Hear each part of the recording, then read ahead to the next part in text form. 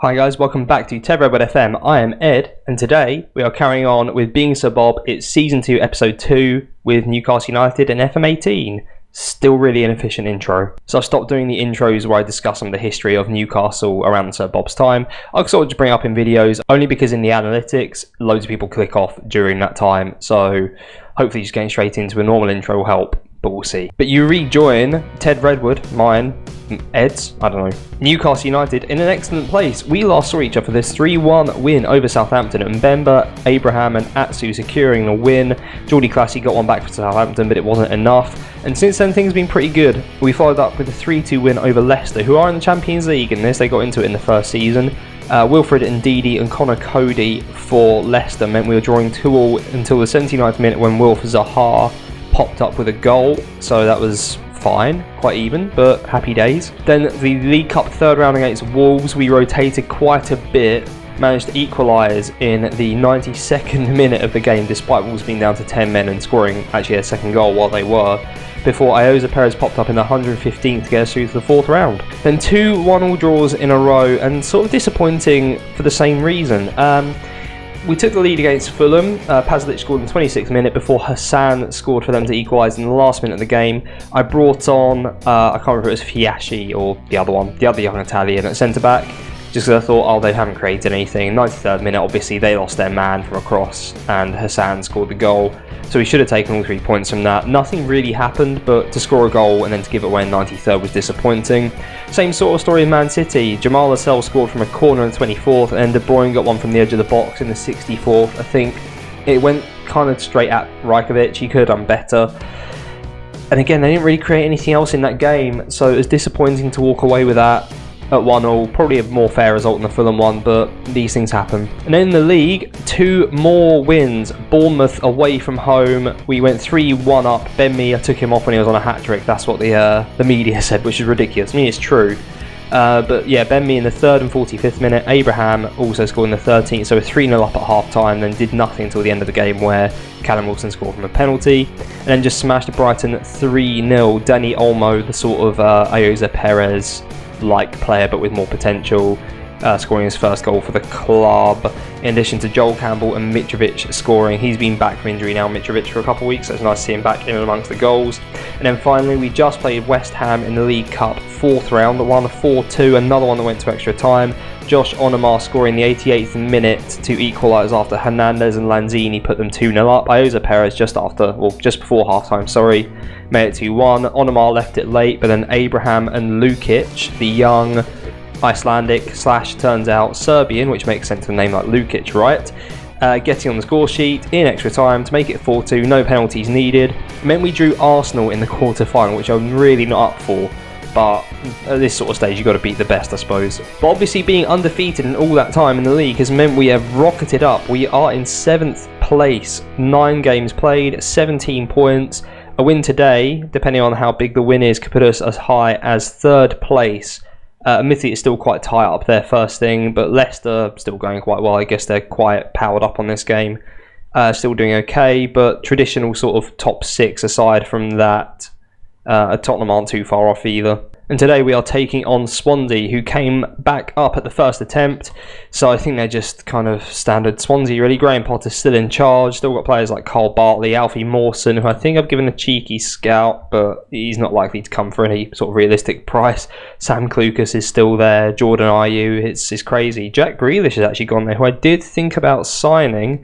They got him for 11.5 million, which isn't too bad, but I'd say we've done pretty well ourselves over some, so I'm not going to moan. I always enjoy it when the computer plays a strange formation. They've gone for a 3-1-4-2. Bartley, Liam Moore, Alfie Mawson at the back with Nordfeldt in goal. Used to have never heard of. In defence mid, then Andre Ayew on left midfield duty, which is interesting. Tom Carroll, Davy Proper and Halilovic on the right. And they've got Bolaños and Jordan Ayew up front. I feel like Andre Ayew is going to be a point we can expose here. Well, he's got some good work rate. He's okay at tackling, so perhaps not, but I think we should have enough here. In terms of our team, we've got Rajkovic in goal, Emerson and Bemba, Lascelles and Marty at the back, with Hayden and Pasalic in the midfield, Dikov and Zaha on the wings, and Olmo and Mitrovic up front. Just to remind you, Steven Dikov was a player we signed in January, Scottish, from Hibernian, went on loan to Ipswich. He's now being tutored to get a better personality, so that's really come through, which is nice. He's only 17, 2.5 star current, 5 star potential. Just looks really good all round. I've rotated a little bit this game just because I feel like we can. Some of the star turns recently though have been Lascelles. Emerson's been really solid at fullback as well, as much as his 6.98 probably shows solid actually. Hayden's performed really well when he's played, and Pasalic is turning on the style this season. So yeah, looking pretty good. Got some good depth. Nick Pope's come in for the League Cup games. We've had basically different teams for the League Cup and we've done okay. So let's just see what a vaguely rotated 11 can do. In terms of the background for today, you might have noticed this door is open. If you've never been here before, it's never open. The missus took it upon herself to start painting over the weekend.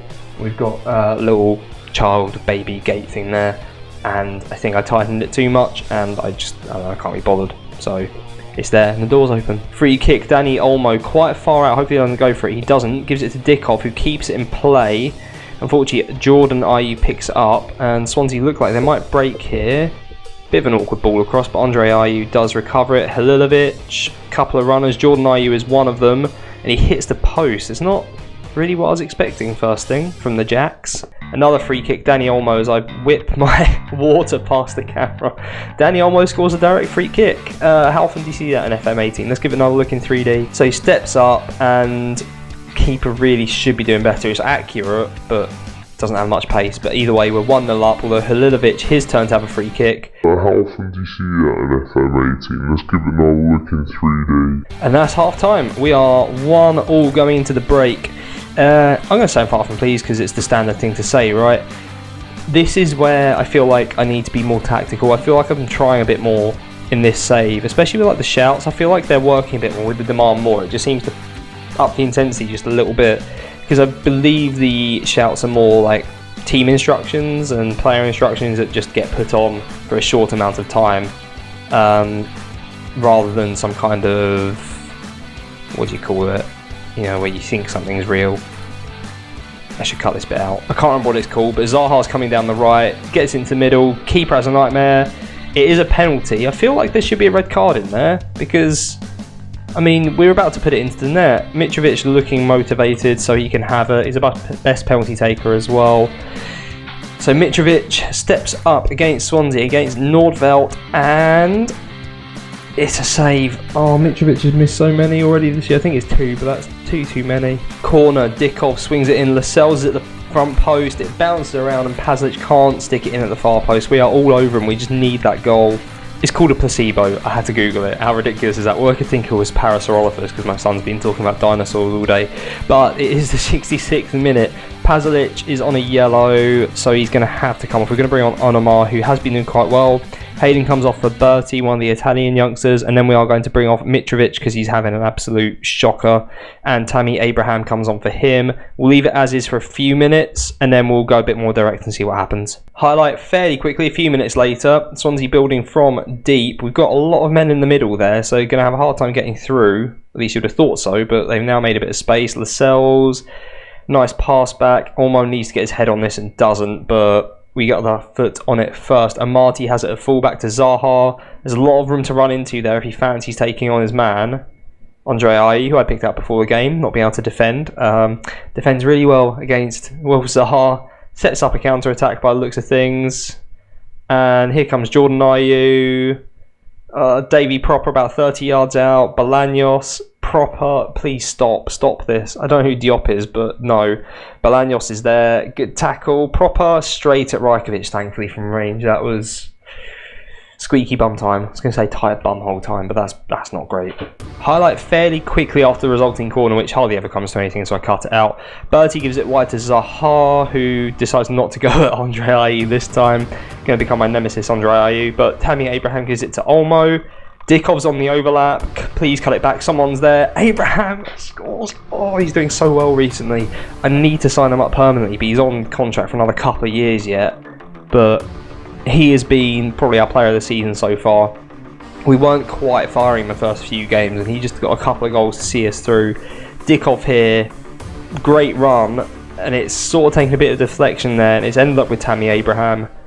Oh, I'd say that's quite lucky. It wasn't a great cross, and we didn't really have people in the right position, but we got there, that's the important thing, and we could get a third here. Olmo gives it back to Emerson from a throw-in. Olmo again, low cross on Amar Zahar, and I'm sort of surprised he wasn't offside, but he should be putting that in the net, right? 2 minutes left, there's a free kick to Swansea.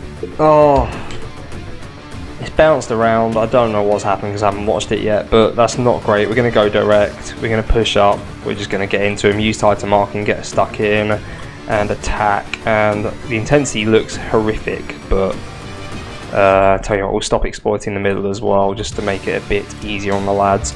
But let's see what happened from that. I feel like we've been done over a little bit here, but you would do 2 set piece goals.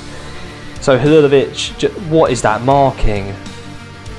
Oh my word, just literally giving him a free shot on goal from about 10 yards out.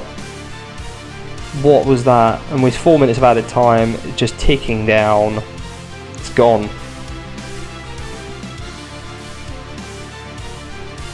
I've seen this, I saw this against Fulham.